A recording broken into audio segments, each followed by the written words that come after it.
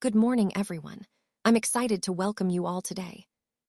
Today's presentation is titled Data Handling.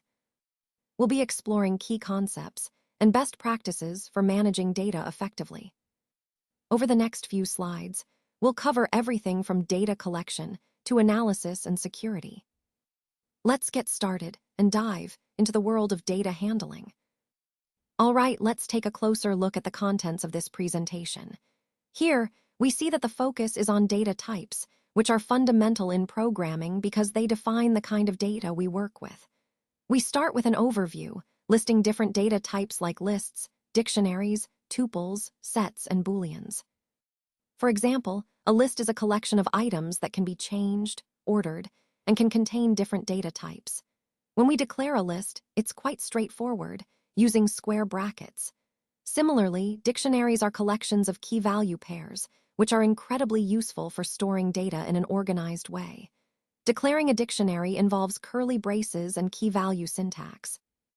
Next, we have data types related to numbers, integers, and floats, important for calculations.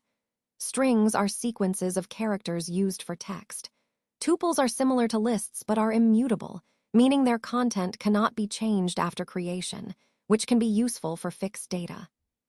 Sets are collections of unique items, no duplicates allowed, and are great when you need to ensure data uniqueness. Lastly, booleans are simple but powerful. They represent true or false, which are essential for control flow and decision-making in programming. Throughout this presentation, understanding these data types helps us write more efficient and effective code. They are the building blocks that support all programming logic, so getting comfortable with them is key to mastering Python or any other language. Let's talk about data types. Every value we assign to a variable in Python has a specific data type. This data type is determined automatically by the Python interpreter based on the value we provide. For example, if we write a equals 12, Python recognizes that 12 is a number and assigns it a numeric data type.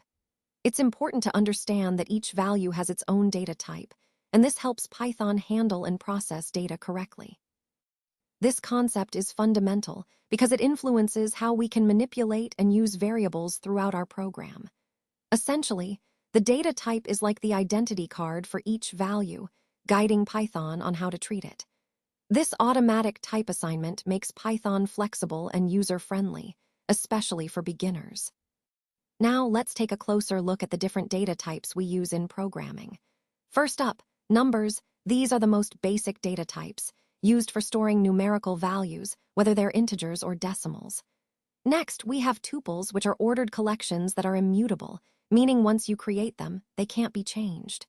Moving on, strings are sequences of characters, perfect for working with text.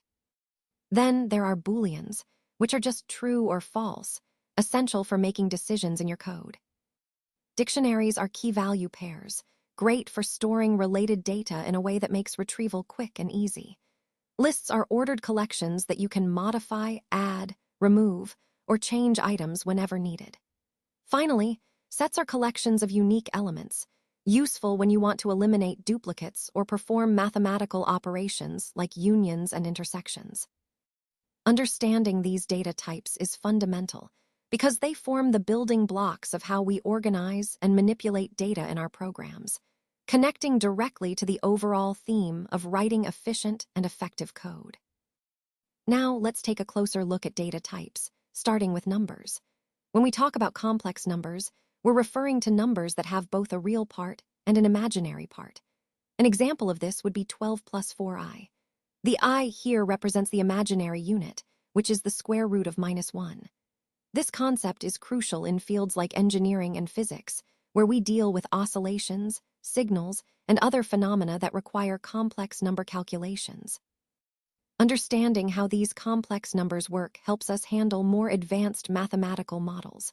So, in essence, complex numbers expand our ability to work with a wider variety of data types beyond just simple real numbers. Let's talk about strings today. A string is essentially a collection of characters or a sequence of characters. For example, if I have a variable like a, it could hold the value dpoly. Now, when we assign strings to variables, it's important to use quotes. You can use single quotes like dpoly or double quotes like dpoly. Both are acceptable and commonly used.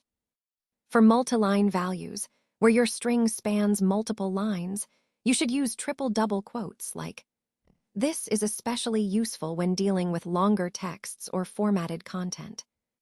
Understanding how to correctly define strings is fundamental because strings are everywhere in programming, from displaying messages to handling user input.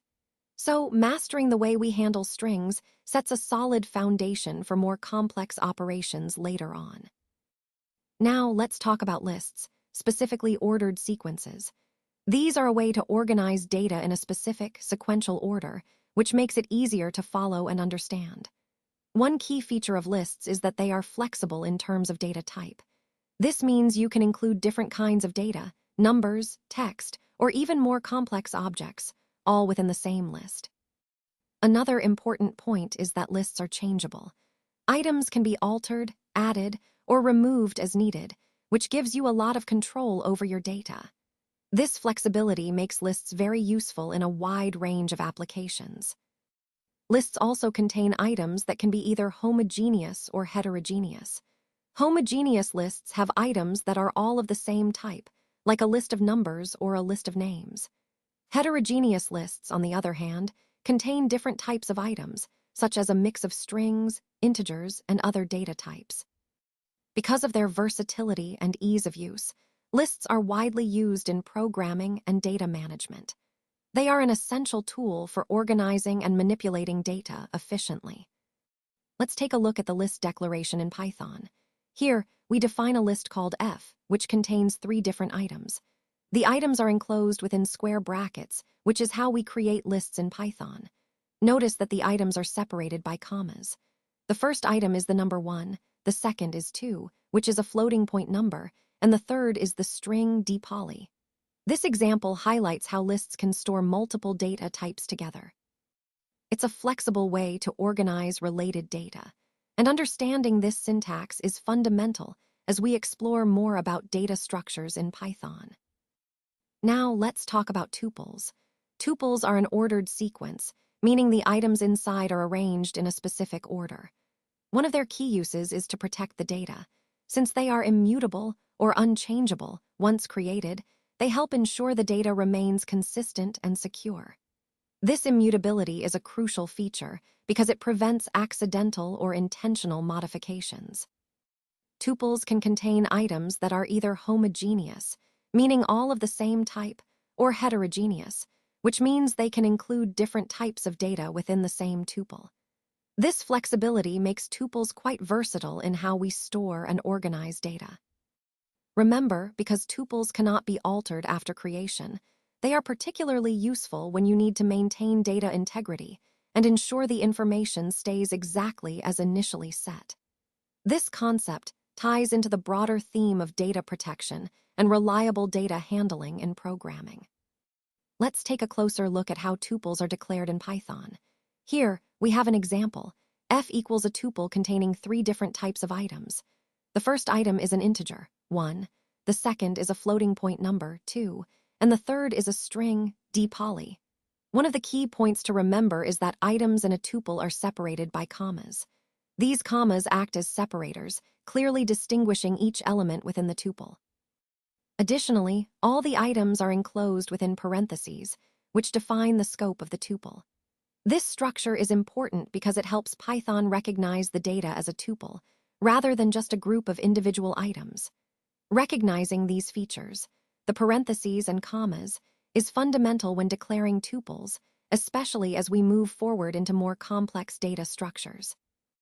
Let's talk about dictionary declarations. A dictionary in programming contains key-value pairs, which means each item has a unique key associated with a specific value.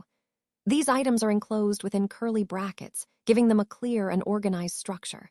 For example, I might have a dictionary like F, which contains names as keys, like Rohan and Satyam, and their favorite objects as values, such as cycle and car. The key point here is that each key is separated from its value by a colon. And when we're listing multiple pairs, we separate them with commas. This structure makes dictionaries very useful for storing and retrieving data efficiently, especially when you want to associate specific information with unique identifiers. So, understanding how to declare and use dictionaries is fundamental when working with data in programming. Let's talk about dictionaries. They are a type of data structure that stores data in an unordered sequence, which means the items don't have a specific order. This makes them very flexible when we need to organize data without worrying about position. One of the key advantages of dictionaries is code optimization. By using key-value pairs, we can quickly access and manage large amounts of data. For example, instead of searching through a list, we can directly retrieve a value by referencing its key, which significantly improves efficiency. This is especially useful when working with huge datasets, as dictionaries allow us to handle and retrieve data swiftly and effectively. Overall, understanding how to leverage dictionaries can really streamline our programming and data management tasks, fitting perfectly into the bigger picture of writing efficient, optimized code. Now let's talk about sets. A set is essentially a well-defined collection of items. When I say well-defined, I mean that it's clear what items belong to the set and what don't. Sets are usually enclosed within curly brackets like this. For example, consider the set F equals 1, 2, d poly. You can see that the items inside are separated by commas, which act as separators. These commas are important because they clearly distinguish each item in the set. Remember, the key points here are that a set is a collection of items, enclosed in curly brackets and separated by commas. Understanding sets is fundamental because they form the basis for many concepts in mathematics and computer science. All right, let's talk about Boolean values, which are fundamental in programming when we need to make decisions or check conditions. Basically, Boolean values are simply true or false. Think of them as yes or no answers to questions. For example, you might declare a variable like bool1 and set it equal to true, or another variable bool2 and set it to false. These are straightforward but incredibly powerful because they control the flow of a program. When we write conditions or make decisions, we're often checking if something is true or false. Remember, understanding how to work with Boolean values is key to writing effective, logical code that can respond dynamically to different situations. This ties into the overall theme of programming logic and decision-making, which are essential skills for any developer.